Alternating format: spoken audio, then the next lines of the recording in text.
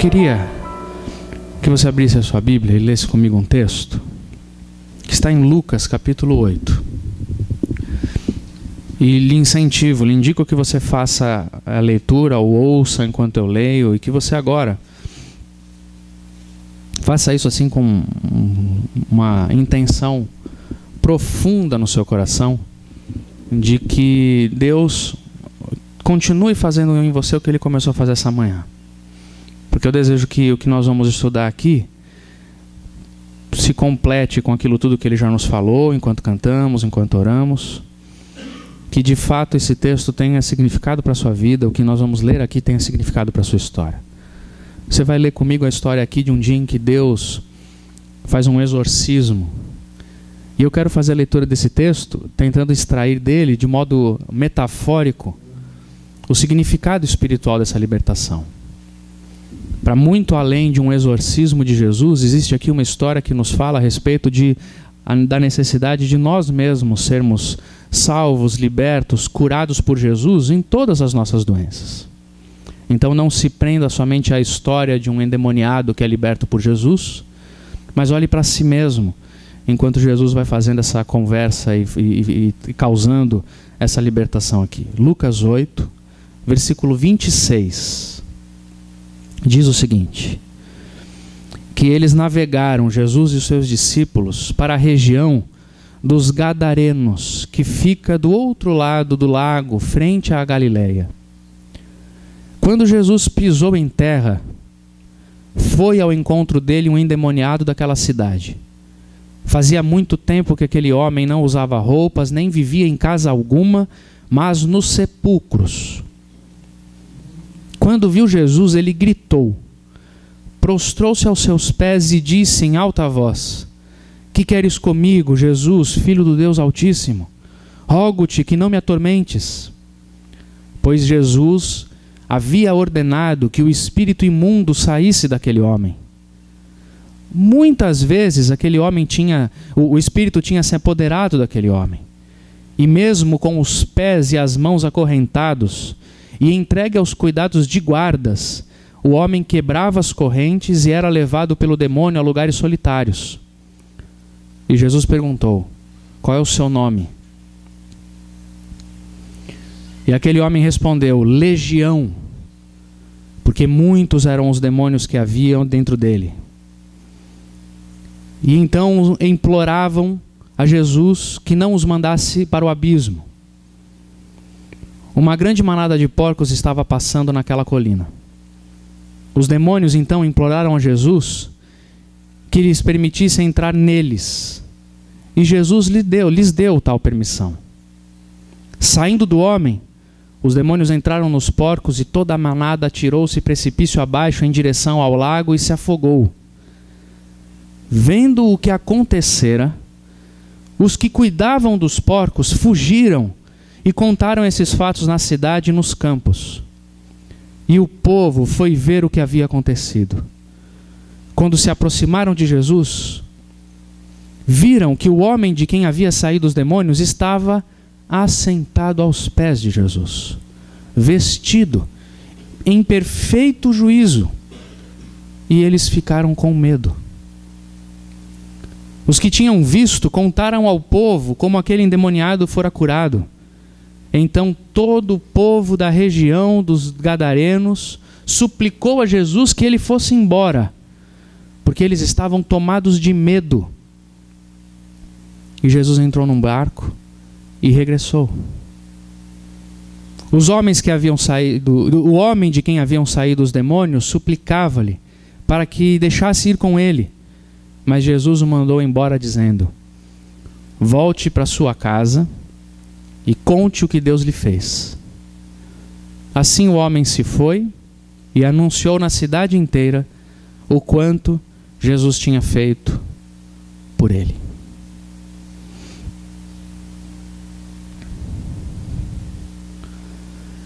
Esse texto é extraordinário porque ele nos apresenta muitas coisas a respeito da nossa relação com Jesus, e é nisso que eu queria que você de fato se ativesse hoje de manhã. Primeiro porque ele começa nos mostrando que Jesus Cristo chega num território e quando ele pisa naquela terra, naquele chão firme, naquele pedaço de terra Um homem atormentado pelos seus males se levanta e vai na direção de Jesus, se prostra na direção de Jesus, e algo dentro dele começa a entrar em alvoroço. São os demônios que o tomam e tomam posse de sua vida. E aquele homem se ajoelha diante de Jesus e não consegue ficar do jeito que está, e tudo dentro dele começa a sair. Tudo aquilo que aquele homem carregava dentro de si durante muitos e muitos anos começa a se mexer. Isso é extraordinário, porque é assim que funciona quando nós estamos diante da palavra de Deus. A palavra de Jesus, o evangelho de Jesus, a presença de Jesus, a maneira como Jesus se aproxima de nós, há de causar em nós um alvoroço muito grande. Tudo que está dentro de nós, que a gente tenta guardar, tudo que está dentro de nós, que a gente não quer deixar mexer, vai entrar num turbilhão de alterações, e nós não vamos conseguir segurar, porque é assim que funciona com a palavra de Deus. Infelizmente, muitas vezes a gente se relaciona com Deus e com sua palavra de modo mecânico, de modo religioso, e não permitimos com que a verdade do evangelho nos incomode.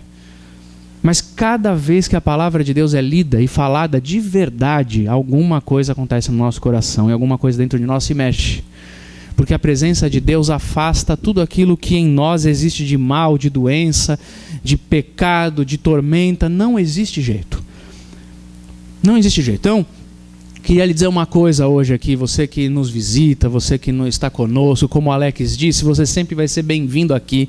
Aqui ninguém vai querer fazer você mudar o seu pensamento, o seu jeito de pensar, mas eu desejo em nome de Jesus que toda vez que você chegar aqui, você fique incomodado, que alguma coisa mexa em você.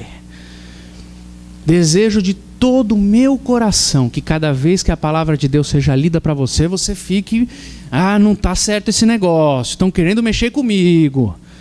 Não mexe aí não, Jesus, que eu não quero. Eu desejo em nome de Jesus que Deus cutuque você. Porque se Deus não cutucar a gente, então a gente não está falando com Deus. A gente não está lendo a Bíblia se a Bíblia não nos confronta. Nós não estamos indo numa celebração verdadeiramente cristã se aquele momento é um momento sem alguma conturbação interior.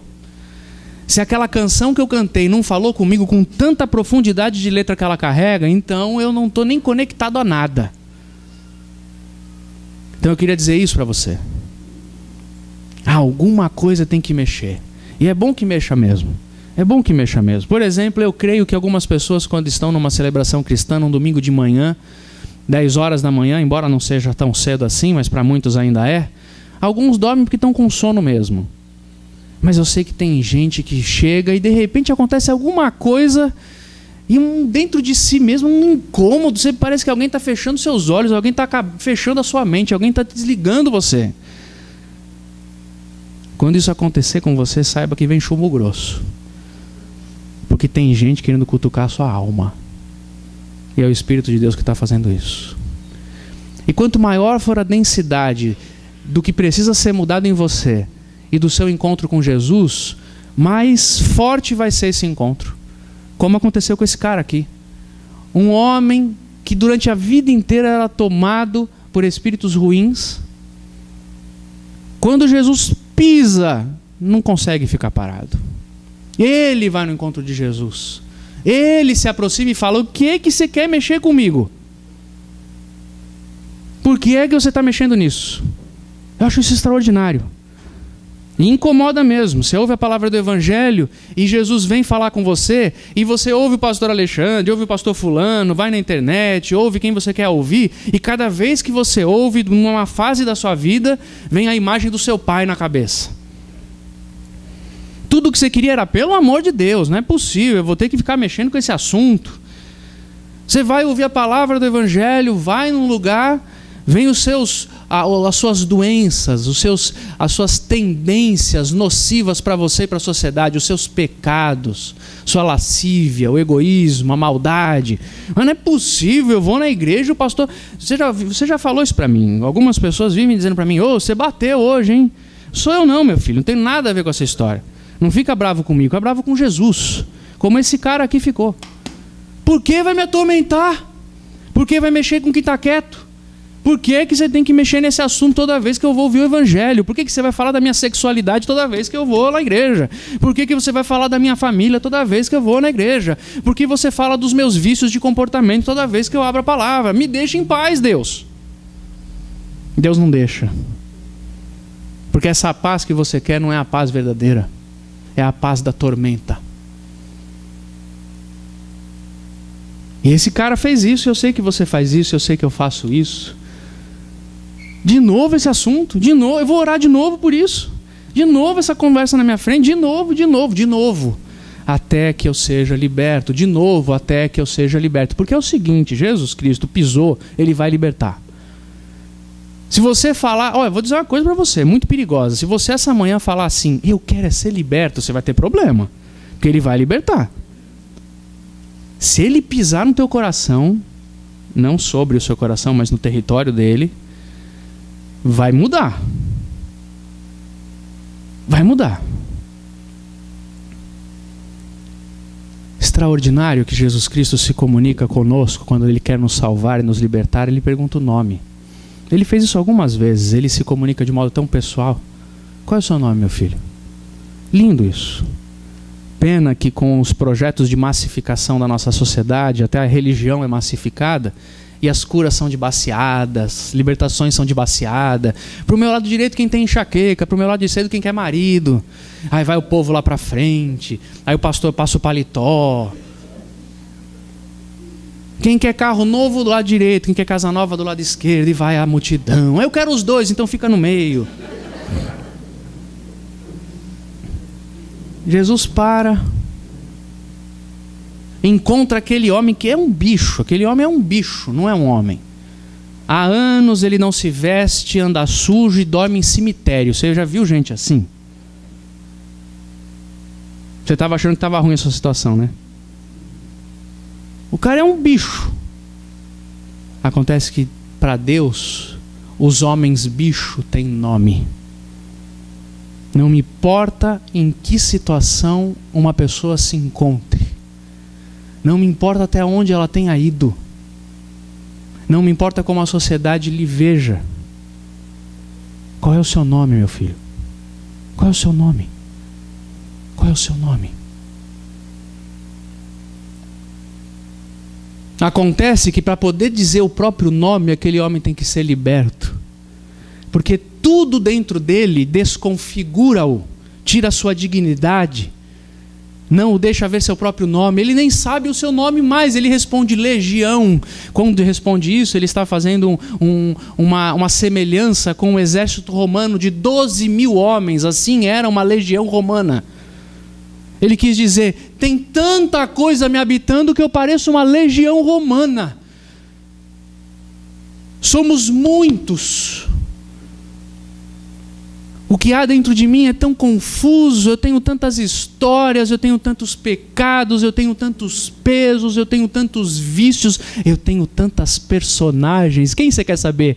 Você quer saber de quem se encontra no domingo aqui sentado ou quem estava ontem à noite em algum lugar obscuro nessa cidade que ninguém pode saber? De quem você quer? Nome de quem você quer saber? De quem está aqui te ouvindo hoje bonitinho e bem tratado ou de quem estava no computador essa semana no anonimato da rede? Quem quer? Você quer saber que nome você quer? Porque eu tenho muitos. Você quer o nome que meu pai e minha mãe me deram?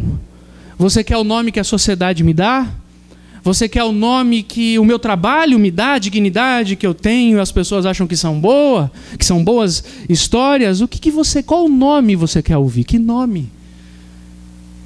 Você não sabe seu nome até que Deus liberte você de tanto que te povoa de dores, de personagens, de imagens, de fantasias, de fantasmas, de pecados, de maldades. Qual é o seu nome? É lindo e maravilhoso que a profecia do Novo Testamento a respeito da salvação nos diga que um dia nós todos vamos ganhar um novo nome. Aliás, o nome que nós vamos conhecer no céu, na eternidade, é o nome do qual Deus te chama. Sempre te chamou, eternamente te chamou, mas a nossa vida vai nos colocando nomes, a vida vai trazendo nomes para nós. Você é um sem vergonha, esse é meu nome. Você é um viciado, esse é meu nome. Você é um pecador, Esse é meu nome. Você é uma vadia. Esse é meu nome. Você é um incompetente. Esse é meu nome. Até que Deus pise na sua vida e fala: não, Senhor. E esse não é seu nome. Esse foi o nome que te deram. Esse foi o nome que você aceitou. Esse foi o nome que você cunhou. Esse foi o nome que você apresentou e publicou nos jornais. Esse é o nome que você tem no anonimato. Esse é o seu nickname. Esse é o seu codinome. O seu nome não é esse. O seu nome não são os seus vícios. O seu nome não é o seu pecado. O seu nome não são suas tendências. O seu nome não é a sua maldade. O seu nome não são suas dores. O seu nome não é a sua doença. O seu nome não é suas tendências. O seu nome não é a bagagem cultural que você recebeu, familiar, histórica. O seu nome não é o abuso que você já sofreu na infância. O seu nome não é esse.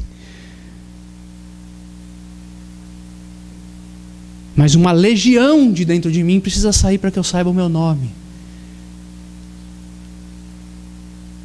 E aí acontece algo extraordinário, maravilhoso, que expressa a vontade de Deus em todos os tempos, porque Deus quer salvar e libertar aqueles que estão cativos. E Ele liberta esse homem. Liberta, tira dele tudo que está ruim. Liberta esse homem de tal maneira que esse homem que estava até aquele dia vestido como mal vestido, sem roupa, sujo, vivendo em cemitério, um bicho homem, consegue sentar-se em paz. Você consegue visualizar essa cena aqui comigo? Jesus chega numa ilhota, numa terrazinha, pisa e vem um homem descabelado, sujo, gritando: não mexe comigo não!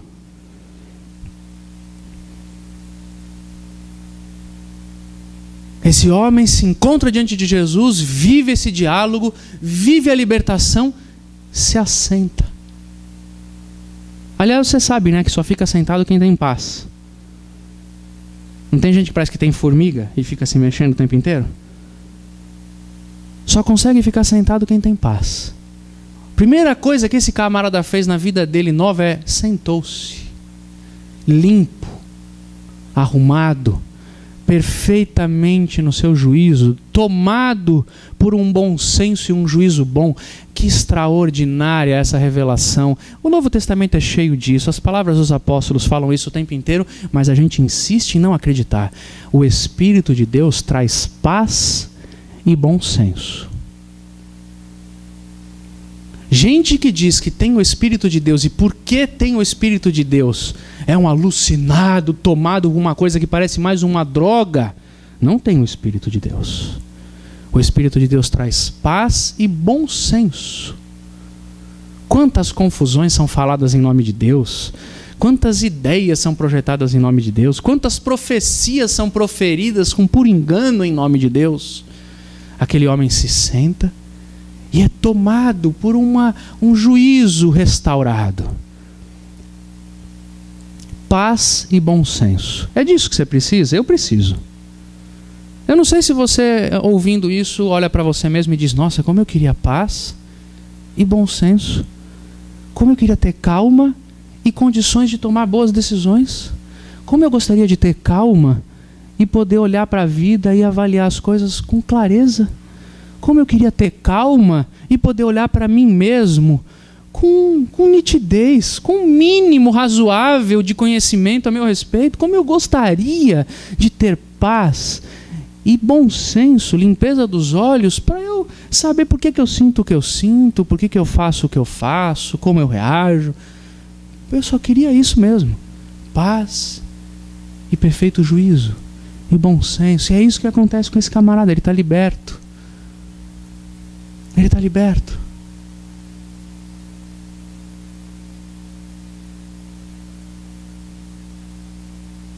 E ao redor da libertação dele acontecem alguns fenômenos que eu queria também compartilhar com você. Primeira coisa que acontece, essa história diferente, estranha, meio bizarra. Por que é que Deus mandou que os demônios entrassem numa manada de porcos e os porcos fossem precipitados no abismo, entrassem no lago e morressem afogados? Que história sem pé nem cabeça. Ah, tem bastante pé e cabeça se você consegue entender o contexto e entender o que está ao redor daqueles que precisam ser libertos de suas dores. E preste muita atenção nisso que você vai entender comigo aqui hoje. Quando os demônios entram nos porcos e os porcos se precipitam, todo mundo da cidade fica assustada. Você percebeu o detalhe do texto? Os homens daquela cidade que cuidavam dos porcos entraram na cidade assustados e contando para todo mundo: você não sabe o que aconteceu. O que aconteceu? Ah, aquele demôniozinho lá foi liberto, aquele homem bicho foi liberto, aquele homem salvo, aquele homem bicho foi salvo. Sabe aquele Zé Mané lá que ficava gritando, maluco, aquele homem que a gente tentou prender a vida inteira e não conseguiu? Sabe aquele homem lá? Ele foi salvo. O cara está liberto, isso é uma loucura, o que está acontecendo? Isso é extraordinário nesse texto. E pior ainda, o homem que libertou ele mandou todos os demônios para os porcos, e aí a gente ficou com um prejuízo danado na feira. Olha a confusão que aconteceu na nossa cidade. Tudo porque um homem foi salvo. Uma pessoa foi liberta, aí a gente perdeu a nossa fonte de lucro e está todo mundo assustado. Porque com aquele demônio a gente sabe lidar, mas com os demônios que saíram dele e deixaram ele limpo, ninguém sabe lidar. É um susto tremendo conviver com quem é liberto. Porque a doença das pessoas gera ao redor daqueles com quem ela convive um monte de acomodação. É sempre bom ter um homem bicho, um bicho homem andando pelas ruas, ao qual nós olhamos e dizemos: esse aí está pior do que eu. Muito bom fazer isso. Porque aí a gente olha para a gente e fala: olha, não é que eu estou melhorzinho? Não é que eu sou bonzinho até? É bom conviver com gente para quem a gente olha e fala: isso aí é um bicho. Ó, eu não sou tão corrupto quanto ele. Eu não sou tão promíscua quanto ela. Eu não sou tão fofoqueiro como ele. Eu não sou tão feia como ela. Não é isso que dizem, que uma mulher só se veste bem para outra mulher? Eu não sou tão ruim quanto essa imagem que eu estou vendo agora. Tiraram a imagem da minha frente. O bicho deixou de ser bicho, voltou a ser homem. Eu estou assustado. Eu perdi o meu referencial de loucura. Aí agora pode ser que eu me veja um pouquinho louco também. Você não conhece, se não conhece, já tem ouvido falar talvez, das síndromes já diagnosticadas e trabalhadas pelos especialistas da codependência. Daquela pessoa que é vivendo junto com alguém que é tratado pela sociedade como o doente, vive em função daquela pessoa, do doente, do homem ou da mulher, e o dia que essa pessoa é liberta, ninguém sabe mais o que fazer. Porque a vida inteira a gente conviveu com um pai alcoólatra, que batia em todo mundo, que brigava com todo mundo. Um dia o pai para de beber, e agora? Isso é um problema. Em quem que aquela mulher, uma esposa daquele homem, vai pôr a culpa da sua vida agora? Como que vai ser? Porque até hoje eu não juntei dinheiro para comprar a casa, porque seu pai bebia a vida inteira. O bicho parou de beber, e agora? Porque eu vivo a vida que eu vivo, porque meu pai era alcoólatra. Por isso que eu sou assim. Por isso que eu carrego essas coisas. Por isso que eu não consigo trabalhar disso. Sabe por que eu não consigo trabalhar? Porque meu pai é alcoólatra. Sabe por que eu não consigo trabalhar? É porque minha mãe é isso. Mamãe foi curada, meu filho, e agora? Você vai reclamar do quê? Por que você não pode trabalhar? É um problema sério quando Deus liberta alguém. Causa uma confusão ao redor. É por isso que a gente desconfia muito daqueles que ao nosso redor estão querendo melhorar. É por isso que você que está querendo mudar e já mudou.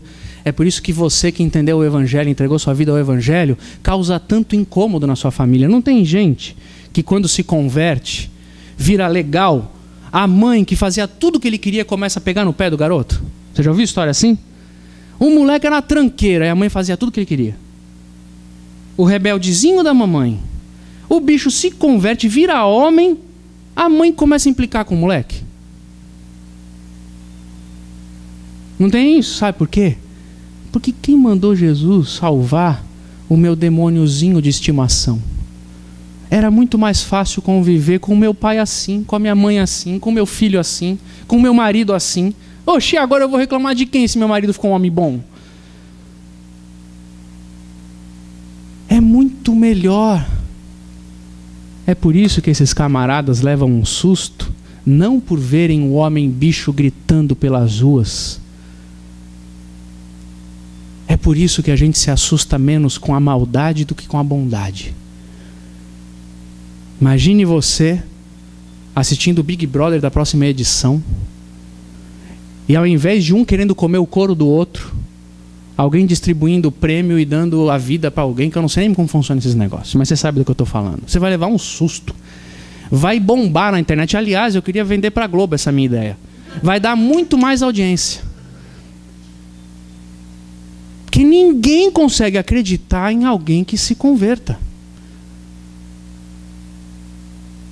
Eu até acho, talvez até faça sentido. A gente gosta de ver esses programas muitas vezes para a gente achar que a gente não consegue ser tão ruim quanto essas cabras aí, não. Imagina se esse pessoal começa a se converter em rede nacional. Vai ser um susto. A gente não está acostumado com isso.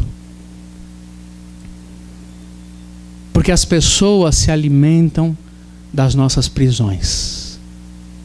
Queria dizer isso para você, talvez a sua prisão financeira, emocional, romântica, sexual, faça muita gente se servir dela. Pode ser que tenha muita gente que se sirva da sua desorganização, do seu jeito de ser. Pode ser que tenha muita gente que se sirva da sua necessidade de agradar todo mundo o tempo inteiro. Pode ser que tenha muita gente que se sirva dos seus pecados, do seu flagrante. Pode ser que tenha muita gente que se sirva. E se você acreditar no Evangelho de Jesus e disser para si mesmo hoje, eu quero ser liberto, vai ser difícil. Porque as pessoas não vão querer conviver com gente limpa. Porque pode ser que a sua libertação tire o pão de muita gente. Pode ser que a sua libertação tire o conforto maligno de muita gente. Pode ser que a sua libertação tire a desculpa de muita gente. Pode ser que a sua libertação acabe com tese de mestrado.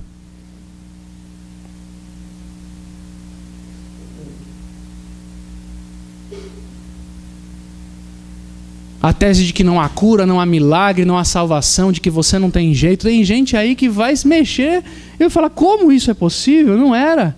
Porque de acordo com os meus processos e estudos, não é possível que aconteça isso.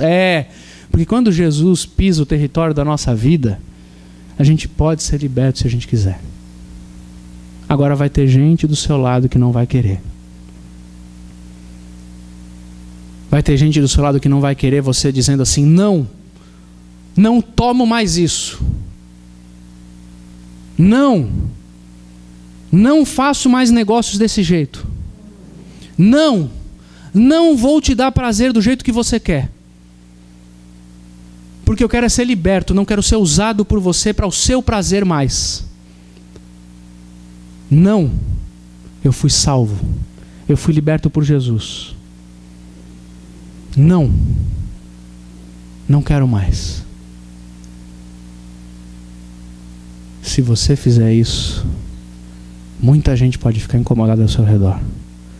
Se Jesus Cristo libertar o nosso coração, a nossa alma, muita gente pode ficar incomodadíssima ao nosso redor.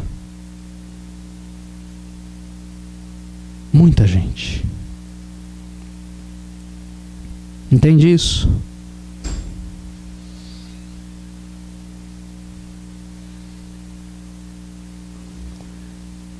Quando Jesus liberta aquele homem, o salva, o transforma, ele causa toda aquela admiração no meio daquele povo todo.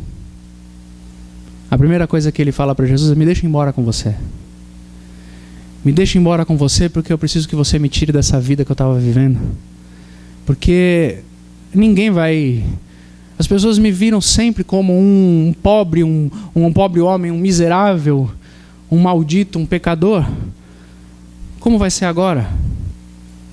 Como que vai acontecer? Como que vai ser a minha vida daqui para frente? Me tira dessa vida e me leva para outro lugar, me leva para outra história. E Jesus diz para aquele homem: não, volte para sua casa e conte o que eu te fiz, e conte o que te aconteceu. Volte para sua casa e conte o que te aconteceu. Eu penso que isso tem tantas razões, e a primeira delas, a mais óbvia e natural, é a razão de que, de fato, o que Deus quer quando te liberta é que você continue abençoando e libertando outras pessoas. Deus não faz nada na sua vida de transformação e salvação sem desejar que você transmita isso para outras pessoas. Ele quer que você fale. Ele quer que você mostre, Ele quer que você leve. E eu desconfio de alguém que diga eu sou salvo por Jesus e não queira de verdade levar essa salvação para os outros. Não é possível. Não foi muito bem isso que aconteceu com você. Não é verdade, porque se você foi liberto de quem você é, se você foi salvo dentro de você mesmo, se você encontrou paz depois de anos de tormenta, se você encontrou libertação de aprisionamentos da sua alma e da sua mente, se você foi libertado de vícios, olha, não tem outro jeito senão abrir a boca e sair falando, eu fui liberto, olha o que aconteceu em mim. Eu desconfio de pessoas, desconfio de experiências que são muitas vezes faladas, Deus me salvou, Deus me salvou. Filho, Deus te salvou do quê? Deus te salvou, mas você não quer falar isso para ninguém? Então, de verdade, não, talvez você ainda não tenha sido salvo por Deus dentro de você, naquilo que importa. Talvez você tenha entendido o Evangelho, talvez você goste da igreja, você goste das pessoas, você goste da palavra, você tenha se acostumado com a cultura crente, gospel, Deus me livre, mas talvez tenha acontecido com você, você tenha gostado dela, tenha ficado bem acomodadinho, arrumadinho, mas se você não tem dentro de você uma necessidade de falar, é porque talvez ainda não tenha sido liberto como Deus quer te libertar. Talvez tenha mais coisas para Deus fazer aí.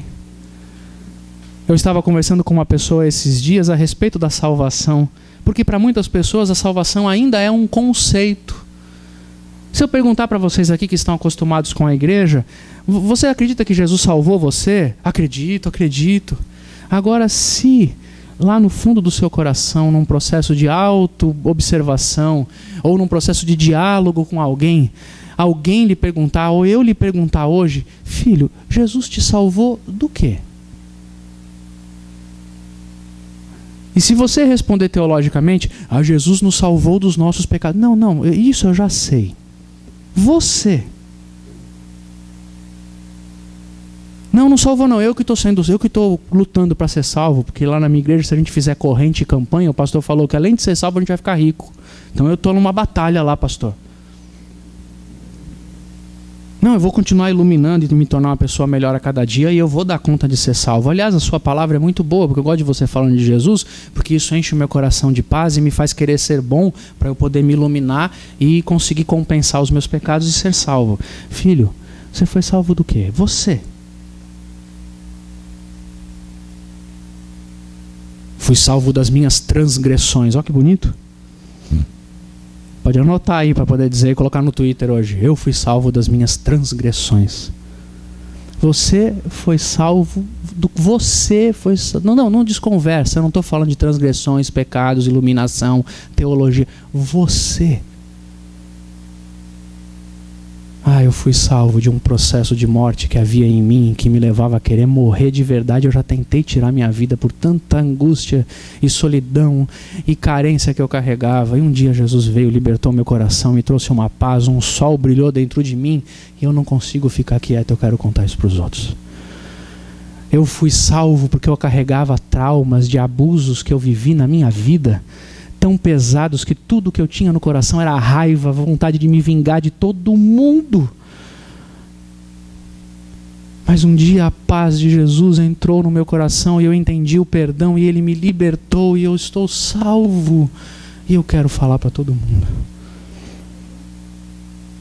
Eu fui salvo porque eu era uma pessoa escravizada a todos os maus comportamentos que você pode imaginar. Eu bebia, eu fumava, eu me viciava, mas eu mentia, eu me prostituía. Eu tinha uma vida tão miserável que eu acho que eu pareço esse bicho homem aí que você falou. Mas um dia Jesus entrou na minha vida, eu fui liberto da escravidão e eu passei a dizer não, não, não, e a só dizer sim ao que me faz bem, porque Jesus me libertou. E olha, eu tenho uma luta na minha vida, porque muitas vezes a minha velha natureza tenta entrar de novo, mas já que foi Jesus que me libertou, não entra mais. Eu não deixo, eu não quero, e eu queria contar para você que isso é possível. Você pode ser liberto da sua escravidão, seja ela qual for. Eu não consigo ficar quieto. Do que foi que Jesus salvou você? Da falta de sentido, do medo, da maldade, do pecado. Qual ele? Qual ele?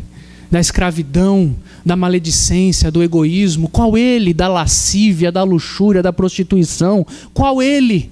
Da vingança. Eu queria me vingar. Eu nunca mais me esqueço, um dia pregando para um grupo de pessoas, um grupo de adultos, ao final da pregação, uma moça sentou do meu lado e disse assim: eu comprei uma arma para matar os meus pais, mas Jesus me libertou e eu não fiz isso. Do que foi que Deus te salvou?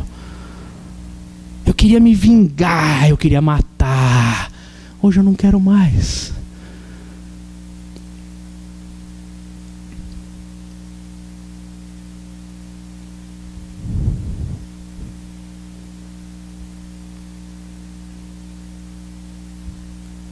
Alguns de nós ouvindo isso podem falar: puxa, eu não tenho uma história dessa, eu nunca fui um viciado, eu nunca fui uma prostituta, eu nunca quis matar meu pai. Quer dizer, quis, mas não peguei uma arma. Nunca fiz uma coisa dessa. É tão perigoso para você, então, caminhar com Deus a tanta distância da salvação dele. Porque, inclusive, essas pessoas que vivem essas experiências tão profundas, elas sabem: eu fui salvo disso, eu fui salvo disso. Mas a gente, às vezes, olha para o coração e diz: eu sempre fui crente, eu vivi a vida inteira lá na igreja, do que eu fui salvo? Será que eu fui mesmo? Será que eu experimentei a salvação dentro de mim? Sim, eu sei que sim. Porque eu sempre fui crente, tudo direitinho, mas eu era tão fofoqueiro, tão maledicente. Eu fui salvo. Eu sempre fui crente, bonitinho, sou neto de crente, bisneto de crente. Desde menino todo mundo olhava e dizia: olha que menininho bonzinho vai dar esse, vai ser um pastorzinho. Eu fui liberto da minha bondade, diaba de bondade, lixo de bondade, projeção de gerações e gerações. Eu fui salvo por Jesus da religião. Eu fui salvo por Jesus de bancar uma bondade que eu nunca tive. Eu fui salvo por Jesus daquilo que as pessoas chamam de coisa boa. Eu não visitava sepulturas, eu visitava igrejas. Eram algumas tão mortas quanto cemitérios. Eu visitava igreja. Eu fui salvo. É por isso que eu quero falar para as pessoas: sejam salvos, Deus te salve. É por isso que é bom que Deus me mande de volta para casa. Vai falar, vai viver a sua vida de salvo. Porque, inclusive, uma outra razão pela qual Deus nos devolve para a nossa vida é para você ter certeza de que você foi salvo mesmo. Porque se Deus tirar você do seu mundo, colocar você num monastério, você foi salvo do quê? A salvação opera dentro. A garantia que eu tenho de que eu fui liberto é que eu vou continuar andando na mesma vida que eu andava, olhando para a mesma vida que eu olhava e podendo dizer para mim mesmo: essas coisas não têm mais efeito contra mim. Eu não as quero mais. Eu estou salvo. Eu estou liberto. Jesus me libertou. É por isso que Jesus, de modo tão amoroso, disse para aquele homem: não me siga fisicamente. Você não precisa de mim fisicamente. Você precisa da salvação que eu operei dentro de você. Porque salvação operada por Deus não traz muleta. Eu preciso voltar naquela igreja que o pastor faz uma reza braba para ver se eu me arrumo. Você não foi salvo. Você vive de catarses emocionais que dão uma equilibrada em você e fazem você sair para a vida com o peito aberto dizendo: eu consigo. Daí vem a vida e te dá pá, você cai de novo. É a tal conversão de acampamento. Todo mundo que vai para um acampamento de carnaval, quando chega na terça-feira se converte. Na quarta-feira de cinza já está de novo perdido. Quanto tempo dura a salvação de acampamento? Aquele culto da fogueira, você lembra disso? Quando você era criança, tinha o culto da fogueira. Sabe no que consistia o culto da fogueira? Muito bonito, um símbolo muito bonito, mas quando não é dentro não funciona. Era assim, a gente se reunia ao redor de uma fogueira, dançava todo mundo. Não dançava não. Era coisa de crente mesmo. Se reunia ao redor da fogueira, o irmão cantava o hino, o pastor pregava, fazia apelo. E algumas vezes se dizia o seguinte: você conhece os seus pecados, então agora escreva num papel o seu pecado. E a gente escrevia. Agora queima nessa fogueira o seu pecado. E a gente queimava. E ele dizia: agora acabou, você não vai fazer isso nunca mais na sua vida. Meu amigo, era uma choradeira, um monte de gente abraçando. Eu me converti, acabou, eu nunca mais vou fazer isso, minha vida mudou. Isso na terça-noite. Na quarta, sabe como é? Já tem a apuração das escolas de samba. E aí toda aquela salvação ia embora com tanta rapidez, porque o impacto é externo e não interno. Filhão, você foi liberto dos seus demônios, não foi? Fui, então volta para suas terras. Porque é no chão da vida que você vê que o que aconteceu em você foi diferente mesmo. Porque se você precisa de muleta para continuar nesse jogo de empurra dos seus pecados, de suas maldades, você vai ficar administrando esse negócio para o resto da sua vida. Agora, você quer ser liberto por Jesus Cristo de coisas que você identificou no seu coração nessa manhã? Ore e peça: eu quero ser liberto. E depois, vai comer na casa da sua sogra hoje. Vai voltar a trabalhar amanhã. Senhor, eu quero que o Senhor me liberte desse sentimento que eu tenho. Eu sou irascível, eu tenho ira, eu reclamo de tudo e brigo com todo mundo o tempo inteiro. Vai almoçar na casa da sogra, porque o melhor lugar para testar se a ira saiu do coração é olhando para a sogra. Pedi muito, né? Então espera para o domingo que vem. Você não, Paty. Você veio visitar sua sogra é boazinha. Entendeu? Vai voltar para a vida. Porque é encarando a vida que a gente descobre se essa transformação foi verdadeira.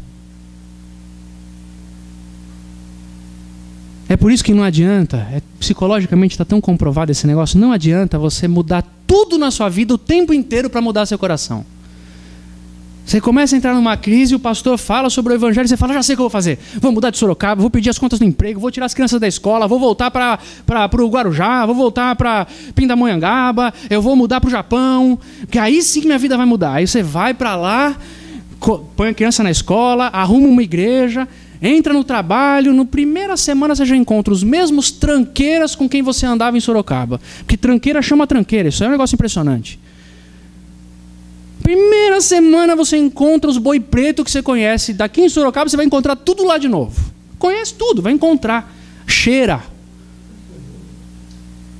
Aí vive lá mais 1 ano, 2 anos, avisa a mulher: não, nós vamos embora de novo, porque Deus falou comigo que se eu mudar de lugar, se eu mudar de emprego, vai tudo melhorar, porque o problema financeiro que a gente tem é esse emprego que eu tenho, porque o problema que a gente não se comunica bem é essa igreja que a gente frequenta, a gente vai mudar tudo, vai mudar tudo. Não, muda aqui dentro. Não é salvo aqui dentro. Não adianta ficar mudando de casa, de lugar, de cidade, de nada. É aqui dentro. Eu creio de coração que algumas mudanças geográficas, físicas, de postura são necessárias para a vida. De todo o coração. Eu preciso mudar dessa cidade com a minha família. Creio. Mas isso só tem efeito se a mudança foi primeiro aqui dentro. Eu fui salvo. E porque eu fui salvo, eu não quero nem andar mais por esse chão. É por isso que para algumas pessoas Jesus falava: vai para a sua casa e conte para as pessoas o que você fez e viva onde você estava vivendo. E para outras ele dizia: vem, me segue. Vem, me segue. Por quê? Porque aqueles que abandonavam tudo e iam seguir Jesus haviam sido salvos aqui dentro. E talvez aqueles para quem Jesus diga: não vai mudar não, volta para sua casa. Ele quer dizer para essas pessoas o seguinte: você precisa descobrir que você foi salvo lá dentro. Pode ser até que uma hora você saia, mas agora você precisa voltar. Não fuja. Porque ou você é salvo aqui dentro, ou nada fora de você salva você. Ou o que você experimentou é salvação real dos seus males, ou a sua religião será fetichista. Porque provavelmente o que esse cara queria era seguir Jesus geograficamente, dizendo: vai que uma coisa ruim dessa encosta de novo. Ele já está do lado, né? Porque que você não ia pensar uma coisa daí? Claro que eu ia pensar. Ele é meu salvo-conduto. Eu vou agarrar nele e não largo mais. Assim as pessoas se agarram a profetas, apóstolos, pastores, bispos, pulseira no braço, templos, cruzadas de fé, mandingas, macumbas. Porque não foram salvas, vivem em função de fetiches. Eu vou lá porque aquele pastor ora por mim, quando ele ora a coisa pega. Essa semana eu tenho que... Eu até gosto do pastor Alexandre, é legal, mas essa semana eu preciso à noite numa igreja de poder, porque o que vem pela frente... E o pastor Alexandre não ora por nós desse jeito, ele não roda o paletó, não põe a mão na cabeça. Mas o bicho é tão feio essa semana que eu preciso da... Sabe aquela de poder? Então eu vou lá. Eu preciso numa dessa hoje, que senão... Entendeu? Fetiche. Religioso. Ou Deus te salva dentro, meu querido, minha querida.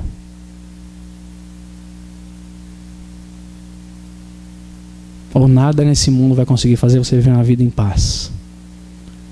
Nem um novo casamento, nem um novo emprego, nem uma nova cidade, nem um novo mundo, nem uma nova história, nem um novo nome, nem uma nova cor de cabelo, nem um novo sapato, nem um novo carro, nem um novo relógio. Nada.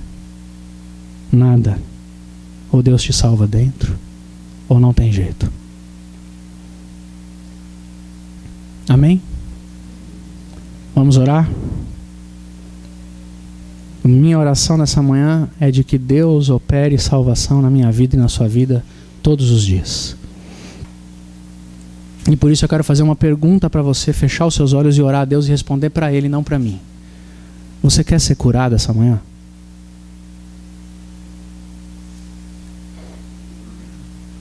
Se você for curado por Deus, a partir de hoje, nessa manhã, talvez você não tenha tantas desculpas para dar na vida.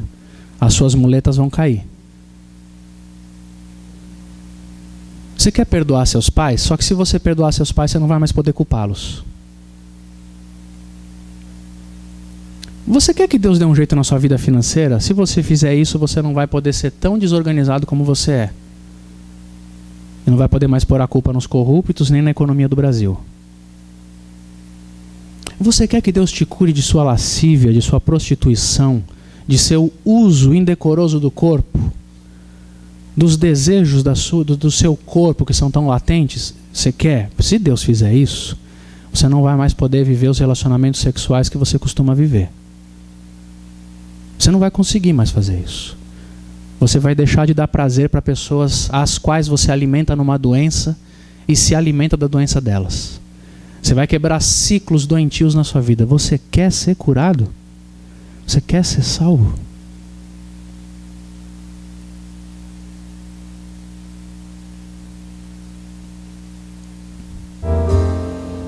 Vamos orar?